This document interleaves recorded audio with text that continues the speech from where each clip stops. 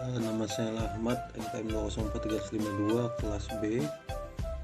Seiring dengan perkembangan zaman, tentu saja dengan perkembangan teknologi yang semakin pesat, komputer memiliki memori yang digunakan sebagai media penyimpanannya. Tentu sebagian besar orang tidak begitu memahami tentang memori tersebut. Ada begitu banyak macam-macam dari memori komputer yang digunakan sebagai media penyimpanan. Ada memori internal dan memori eksternal. Di dalam memori internal juga terbagi menjadi berbagai macam, begitu juga dengan memori eksternal. Selain itu, komputer juga memiliki otak yang disebut Central Processing Unit atau CPU. Oleh karena itu, sangat perlu buat kita untuk mempelajarinya. Dalam video ini akan dibahas tentang apa itu memori komputer dan CPU, guna untuk menambah wawasan bagi kita yang menonton video ini sehingga kita tidak kebingungan dalam memahami sebagian-bagian dari memori komputer. Pengertian memori. Memori atau disebut sebagai memori fisik atau memori internal adalah media yang menyimpan data atau informasi sementara pada komputer. Memori merupakan komponen yang penting di dalam suatu komputer yang berada di dalam CPU. Memori ini akan menyimpan setiap program dan data yang diproses oleh komputer. Tipe-tipe memori komputer. 1. Memori utama. Memori utama dapat diklasifikasikan menjadi dua, yaitu ROM dan RAM. ROM jenis memori yang kontennya tidak hilang ketika komputer mati atau kehilangan daya. Pada awalnya memori ini hanya dibaca saja, tidak bisa dihapus dan daya kontennya sudah diisi pabrik pembuatnya. Saat komputer dinyalakan, sebagian konten instruksi di ROM akan dipindahkan ke RAM. Instruksi-instruksi yang ada di ROM diantaranya adalah instruksi untuk membaca sistem operasi, memeriksa semua komponen dari sistem, dan menampilkan pesan di layar. RAM merupakan chip memori berupa IC yang terdiri dari jutaan transistor dan kapasitor.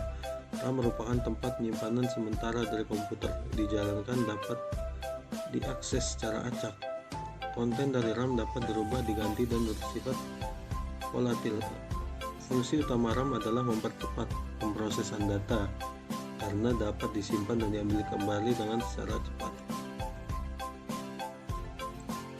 Memori sekunder. Secondary memory bersifat non-volatil dan digunakan sebagai perangkat penyimpanan skala besar untuk menyimpan data program secara permanen.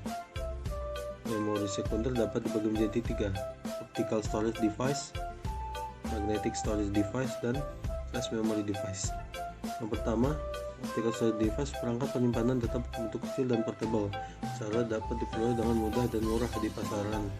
Contohnya DVD dan Blu-ray disk. 2. Magnetic storage device, perangkat penyimpanan yang paling populer untuk akses langsung. Contohnya adalah floppy disk dan hard disk. Flash memory device, perangkat penyimpanan dengan desain ringan dan kecil. Contohnya ialah USB dan solid state. Karakteristik memori.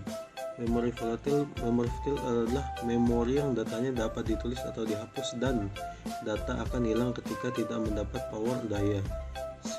Contoh dari memori volatile adalah RAM. Memori non-volatile adalah memori yang datanya dapat ditulis dan dihapus, akan tetapi datanya tidak bisa hilang ketika tidak mendapatkan daya. Memori ini banyak digunakan untuk menyimpan data dalam jangka waktu yang lama. Contoh memori non-volatile adalah hard disk atau flash disk. 2. CPU. CPU adalah komponen keras atau perangkat hardware pemrosesan data utama dalam sebuah komputer. Fungsi CPU. Fungsi utama CPU adalah melakukan operasi aritmatika dan logika terhadap data yang diambil dari memori atau informasi yang diberikan melalui beberapa perangkat keras. CPU hampir sama seperti kalkulator, hanya saja CPU jauh lebih kompleks dalam melakukan pemrosesan dari instruksi-instruksi yang diberikan. Instruksi-instruksi tersebut kemudian disimpan terlebih dahulu pada RAM. Setiap instruksi akan diberi alamat unik yang disebut alamat memori. Selanjutnya, CPU dapat mengakses data-data pada RAM dengan menentukan alamat data yang dipilih. Komponen CPU. CPU memiliki jumlah komponen. Yang pertama adalah unit logika aritmatika yang melakukan operasi aritmatika dan logis sederhana. Kedua adalah unit kontrol yang mengelola berbagai komponen komputer. Unit aritmatika membaca, menafsirkan instruksi dari memori dan mengubahnya menjadi serangkaian sinyal untuk mengaktifkan sebagian dari komputer. Unit kontrol memanggil unit logika aritmatika untuk melakukan perhitungan yang diperlukan. Ketiga adalah cache yang berfungsi sebagai memori berkecepatan tinggi, tempat instruksi dapat disalin dan diambil. Contoh soal dan jawaban. 1. Mengapa RAM sangat penting dan apa saja yang terjadi jika komputer tidak memiliki RAM? Jawab, karena RAM adalah tempat pusat penyimpanan sementara. Sebelum diteruskan ke hard disk, jika ada RAM maka komputer tidak akan hidup karena pesan data tidak dapat dilakukan, atau dengan kata lain, komputer tidak akan menampilkan apa-apa. 2.